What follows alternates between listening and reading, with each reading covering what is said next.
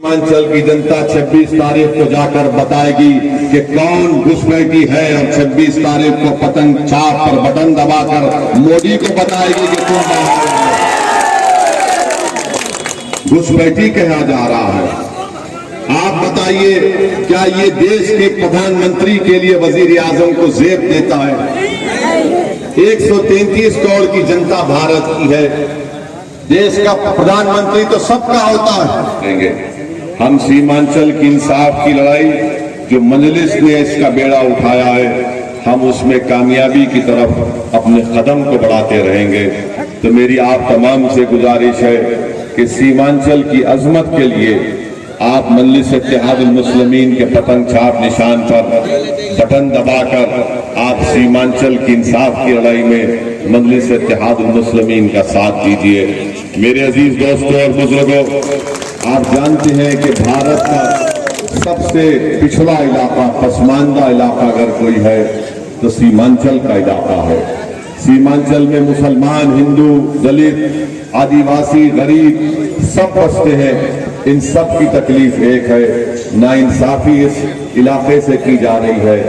मैं आपसे अपील कर रहा हूं कि अगर आप अख्तरुल ईमान साहब को यहां से अपना नया सांसद या रुकने पार्लिमान मुंतखब करके भेजाएंगे इंशाअल्लाह, तो मैं आपसे एक वादा कर रहा हूं कि हिंदुस्तान की पार्लियामेंट की दोनों दीवार में अख्तरुल ईमान उस पार्लियामेंट की बिल्डिंग में खड़े होकर आपके इंसाफ की लड़ाई लड़ेंगे, आपके हक के हकूक को मनवाने की लड़ाई लड़ेंगे। नरेंद्र मोदी, टीपू सुल्तान ने अपनी जान को गंवा दिया मगर अपनी पीठ अंग्रेजों को नहीं दिखाई।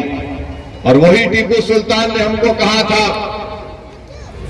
कि गिडरों की 100 साल की जिंदगी से बेहतर शेर की एक दिन की जिंदगी बेहतर होती है। कोविड हो रहा था तो 10 लाख से ज्यादा भारत के लोग मर गए। जो मरने वालों में कई हमारी बहनों के शौहर थे। बताओ क्या वो बेवा नहीं हुई? आपने क्या किया उनकी जान बचाने के लिए? अरे आप तो दिल्ली में ऑक्सीजन नहीं दे सके, नदियां भर गई थी लाशों से, कुत्ते लाशों को खा रहे थे। याद करो कोविड के जमाने के नजारों को। मेरे अजीज दोस्तों और बुजुर्गों, भारत के वजीर आजम ने इस तरह की गुफ्तगू की, ये उनको जेब नहीं देता। अरे ये तो एक चौपाल पर बैठने वाला भी इस तरह की गुफ्तगू नहीं करता जो भारत के वजीर आजम आज कर रहे हैं। नरेंद्र मोदी, याद रखो, आप आज इस देश के प्रधानमंत्री हैं, कल नहीं रहेंगे इंशाअल्लाह। वो इस दुनिया में आया है तो 100 साल जिंदा रहने के लिए नहीं आया है। जो भी इस दुनिया में आया है अपनी मां की कोख से अल्लाह के हुक्म से आया है और इसी जमीन में चला जाएगा। आज आप नहीं है तो इस देश का देश तो रहने वाला है। नरेंद्र मोदी, तुम और हम चले जाएंगे दुनिया से मगर भारत तो रहेगा इंशाअल्लाह ताला। मगर किस हालत में आप छोड़कर जाएंगे भारत को?